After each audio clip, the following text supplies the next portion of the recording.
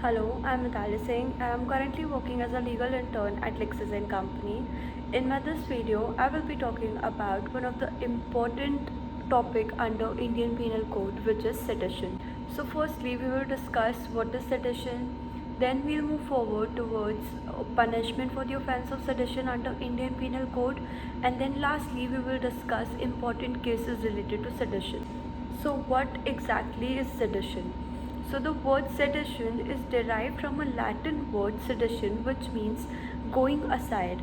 But if we talk about Indian Penal Code, then under IPC, sedition is declared as an offence committed. It is one of the offence against the state.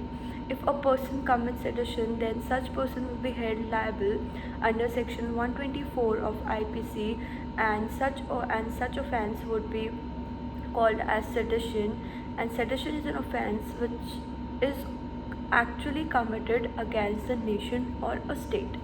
So basically, Indian Penal Code defines sedition under section 124A, and section 124A states, if any person by words either spoken or written or by sign or by visual representation or otherwise brings or attempts to bring any hatred or contempt or excites or attempts to excite disaffection towards the government established by law in India, then such person would be held liable for the offence of sedition under section 124A of Indian Penal Code.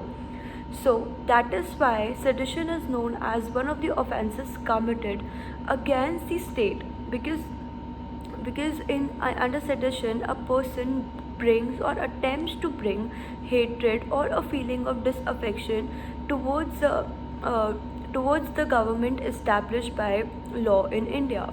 That is why it is known as one of the offences against the state. So what are the essentials of sedition?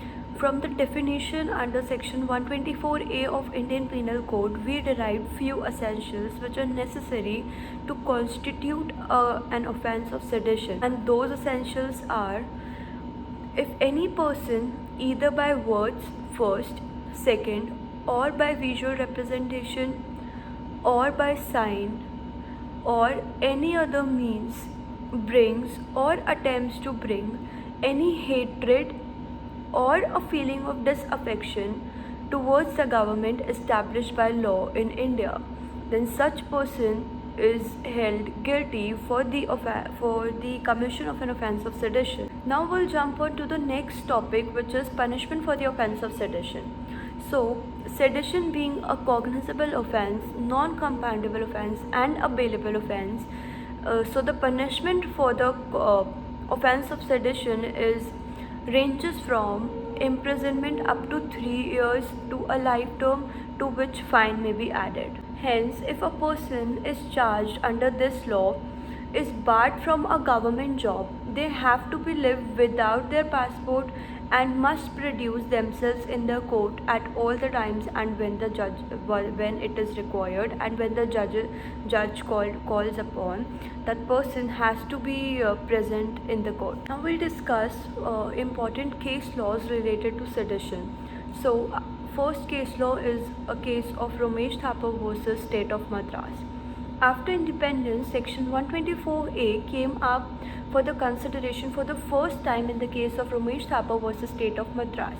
The Supreme Court declared that unless freedom of speech and expression threaten the security of or tend to overthrow the state, any law restricting the same would not fall within the purview of Article 19(2) of the Constitution. Another important case in which the constitutional validity of Section 124A was challenged was in the case of Kedarnath Singh versus State of Bihar. The constitutional bench in this case upheld the validity of Section 124A and kept it an indifferent pedestal. The court drew a line between the terms the government established by law and the persons for the time being engaged in carrying on the administration. So that's it for this video. Thank you, and I will see you in my next video.